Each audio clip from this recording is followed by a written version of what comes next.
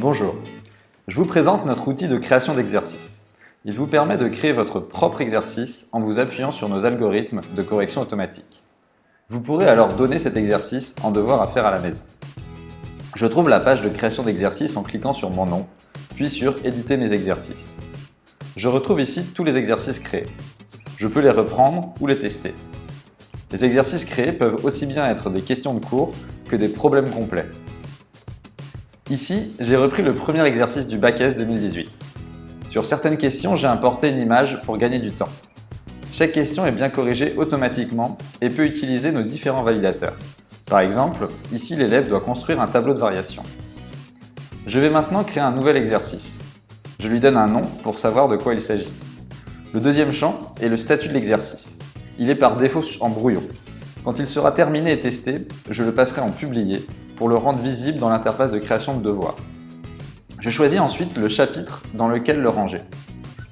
Ensuite, on attaque l'exercice avec la consigne de la première question. Le champ d'édition possède beaucoup de possibilités que je vous invite à explorer. On peut ajouter une image, un tableau, une expression mathématique ou encore du code. Puis vient le champ réponse, où je dois choisir le type de réponse attendue. Chaque validateur corrige différemment l'élève. Si par exemple, j'attends que l'élève donne une réponse factorisée, je choisis le validateur factorisation. Le format du champ réponse change en fonction du validateur.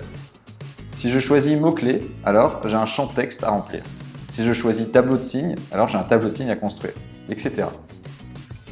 Ici, je choisis expression avec unité obligatoire, conversion possible, pour laisser l'élève répondre aussi bien en millimètres qu'en centimètres.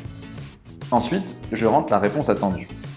Le validateur acceptera alors toute réponse équivalente à la bonne réponse. Enfin, je peux ajouter autant de questions que je le souhaite. Ici, je choisis le même validateur pour la deuxième question. Il est toujours possible d'ajouter un QCU de rattrapage. Si l'élève se trompe, je peux lui proposer de choisir la bonne réponse dans une liste pour se rattraper. Il ne me reste plus qu'à enregistrer l'exercice avant de le tester. Une fois testé et satisfait du résultat, je peux le publier et je l'enregistre de nouveau. En allant dans mes devoirs pour en donner un à mes élèves, en plus de la base d'exercices, je retrouve mon nouvel exercice. Et voilà comment vous pouvez personnaliser vos devoirs avec vos exercices, aussi bien pour faire des interros de cours ou pour enrichir les devoirs maison. Merci et à bientôt sur Quick.